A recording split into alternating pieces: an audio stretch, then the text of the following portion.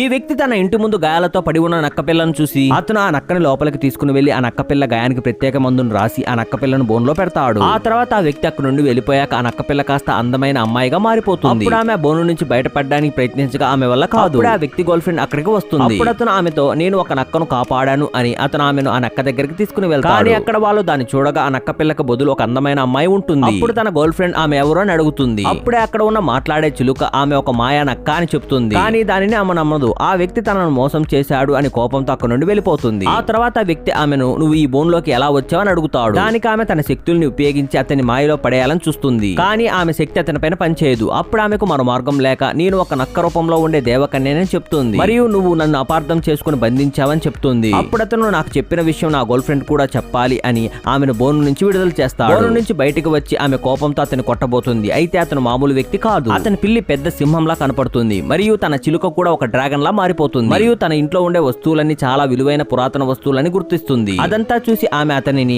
నేను ఇక్కడే ఉంటానని అతని బ్రతిమలాడుతుంది. దానికి అతను ఒప్పుకోడు. ఆమె నీకు పనుల్లో సహాయం చేస్తానని చెప్తుంది. మరియు తన మాయా తోక నుంచి ఒక వెంట్రుకను పీకగా అది వెంటనే బంగారంగా మారిపోతుంది. అతను ఆ బంగారాన్ని కొరికి చెక్ చేసి అది నిజమైన బంగారం కావడంతో ఆమెను తనతోనే ఉండమని చెప్తాడు.